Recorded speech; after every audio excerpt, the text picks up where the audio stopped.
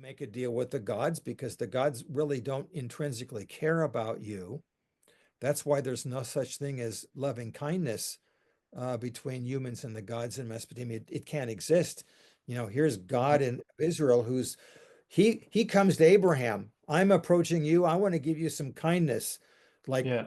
what God ever did that?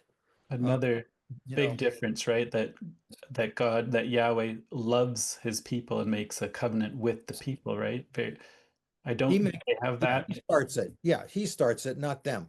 And another sort of on that note, say like thinking territorial, do you believe Jonah? Do you think he was trying to outrun Yahweh, so to speak? Territorial? Is that?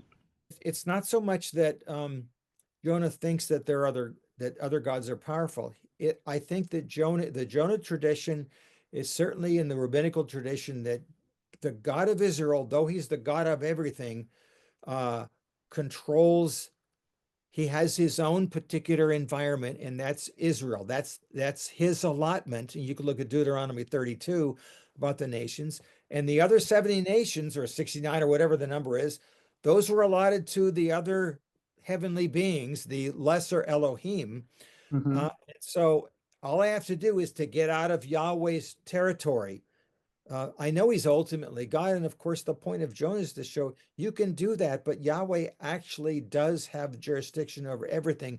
That's what's going to happen. And of course, uh, in many respects, even when Jesus goes into the Bashan area of Gentile territory and he starts getting rid of demons, he's basically saying, okay, it's time for God, the God of Israel, to reclaim the nations at this point. Uh, Hmm. and so I think Jonah's naively thinking that he can maybe even just temporarily get away. Um, Right, I don't think he's a henotheist. I don't think he thinks right, that Yahweh doesn't have control of the universe. In fact, the writer is trying to show you're wrong, Jonah.